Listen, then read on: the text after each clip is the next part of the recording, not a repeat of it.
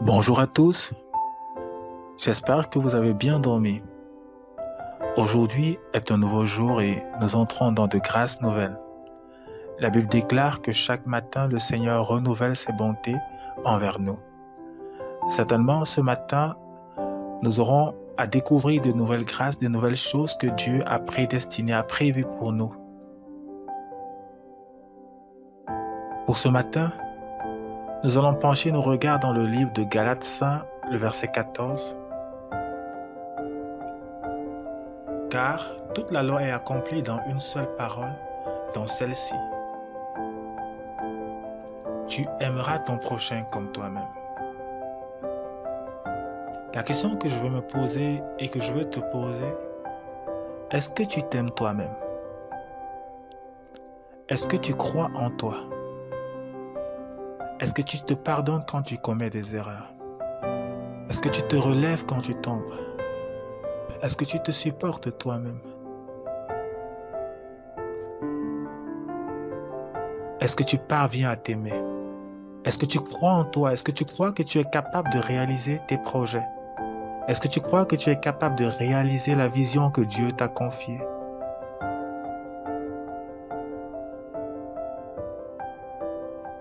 Maintenant, nous nous posons la question de savoir qui est mon prochain.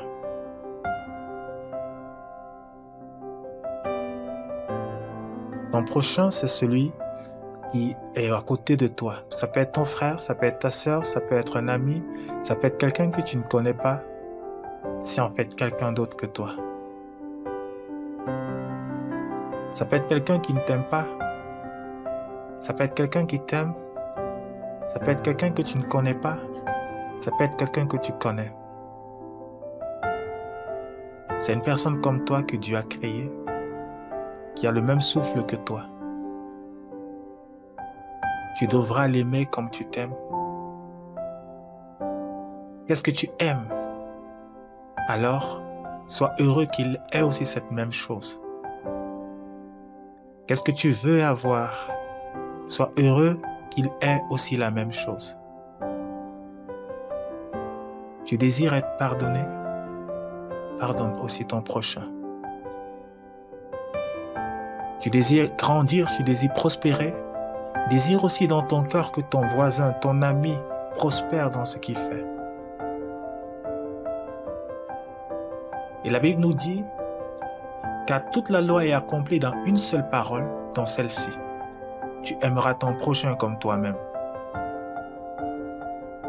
L'œuvre que Dieu est venu accomplir sur la terre a aussi une grande portée. Et cette portée, c'est que nous parvenions à comprendre cette pertinence, celle d'aimer son prochain comme soi-même. Dieu est venu établir une alliance de paix, d'amour entre les hommes. Entre les enfants de Dieu.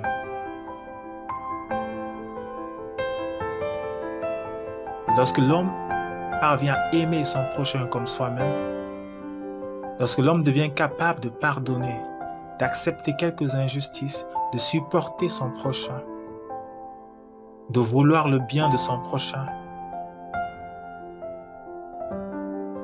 il se rapproche de plus en plus de la statue parfaite. Or, chacun de nous doit parvenir à la statue parfaite de Christ. Aimer. C'est par amour que Dieu a envoyé son Fils Jésus sur la terre pour mourir pour nos péchés. C'est par amour que Jésus a accepté cette mission. C'est par amour qu'il est mort à la croix pour nous. Ce qu'il nous recommande en retour, c'est de faire pareil avec notre prochain, d'aimer notre prochain. Jésus a aimé sa place auprès de Dieu. Il a voulu que nous partagions avec lui cette joie-là, ce bonheur-là. Maintenant, c'est à notre tour de manifester cet amour pour notre prochain. Nous avons découvert le bonheur, la grâce de connaître Dieu. Il est question pour nous d'aider quelqu'un d'autre à connaître aussi cette grâce. Et comment connaîtra-t-il cette grâce si nous ne lui témoignons pas l'amour, si nous ne lui témoignons pas la bonté, la douceur, la sagesse infiniment variée de Dieu? Le monde est en quête des repères. Cette génération qui se compromet est en quête des repères. Le monde attend la révélation des fils de Dieu, des hommes qui se distinguent par leur façon d'aimer, de pardonner, de supporter, d'être patient, d'être doux. Es-tu cette personne? Veux-tu devenir cette personne?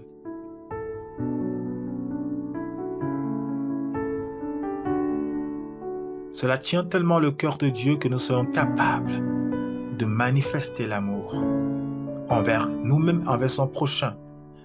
Un musicien disait, le bien-être universel, c'est de vivre pour les autres. Il disait qu'un arbre, quand il produit ses fruits, c'est pas pour le consommer lui-même, mais c'est pour que d'autres le consomment. Et la Bible nous demande de produire des fruits. Les fruits de l'esprit. Et non les fruits de la chair. Il dit que les fruits de l'esprit sont contraires à ceux de la chair. Alors quand tu produis tes fruits par l'esprit, tu les produis pour que qui les consomme, toi-même ou ton prochain. Quand tu produis l'amour, c'est pour que ton prochain en bénéficie. Quand tu produis la douceur, c'est pour que ton entourage en profite. Alors laisse-toi transformer par la parole de Dieu. Alors deviens ce modèle, cet exemple vivant. De nos jours, l'évangile ne parvient plus à toucher les cœurs des humains facilement à cause de ce que plusieurs personnes vivant selon la chair se portent garant de proclamer la parole de Dieu. Lorsqu'on recherche la parole de Dieu dans leur vie, on ne la retrouve pas, car leurs actes sont contradictoires à ce qu'ils enseignent. Le monde en quête des repères, des personnes qui les aident à comprendre que ce qui est écrit est vrai. C'est possible d'aimer, c'est possible de pardonner, c'est possible de comprendre. Alors je te repose la question. Est-ce que tu t'aimes? Est-ce que tu crois en toi? Tu ne pourras donner à autrui que ce que tu as. Alors je t'encourage ce matin à apprendre déjà à t'aimer toi-même. À apprendre déjà à te pardonner toi-même quand tu commets une erreur. Apprendre à t'accorder à toi-même des moments de qualité. Et ces moments de qualité, je t'encourage à les chercher devant la face de Dieu. Je t'encourage à t'aimer toi-même. Et à te dire, cet amour que je développe pour moi, je dois le démontrer aussi à mon entourage. Car mon entourage soupire de la manifestation des fils de Dieu. Et les fils de Dieu se manifestent par leur façon d'être, de faire. C'est facile de dire, mais difficile de faire.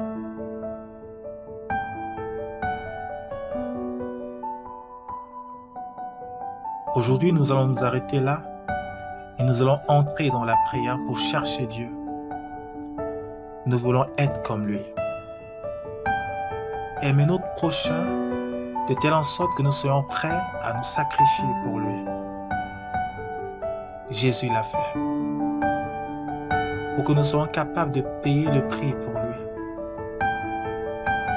Et le meilleur lieu pour payer le prix pour quelqu'un, c'est dans la chambre haute, c'est dans la prière.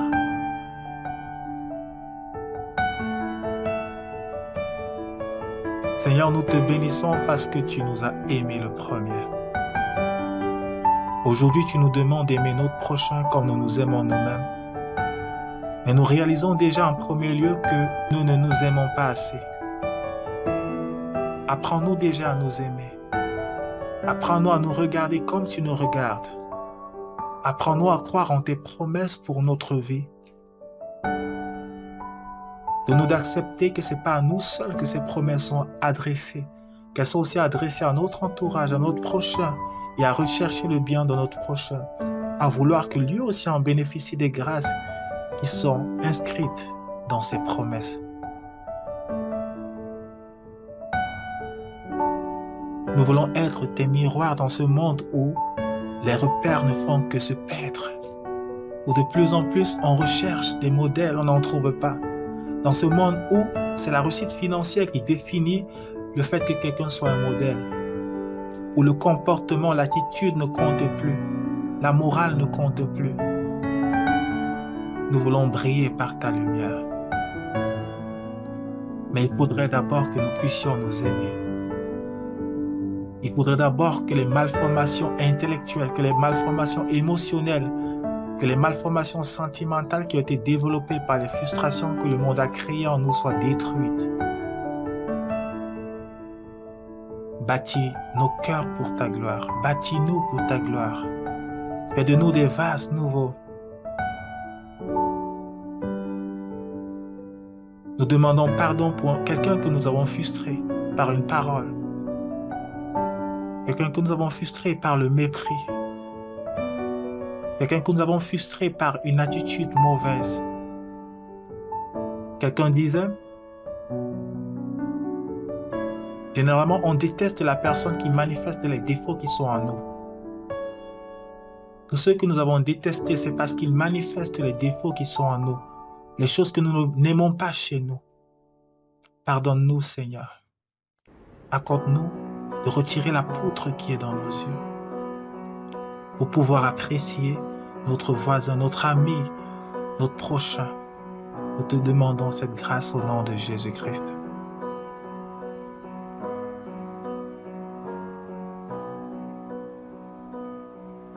Je ne sais pas comment tu as passé ces moments, alors je t'encourage à reméditer sur ces paroles et de voir dans ta vie les choses qui doivent être changées.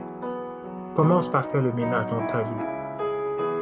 Commence par voir les choses que tu fais. Déjà, il faut savoir que quand tu pèches contre Dieu, en fait, tu te fais du mal à toi-même. Tu te détruis toi-même.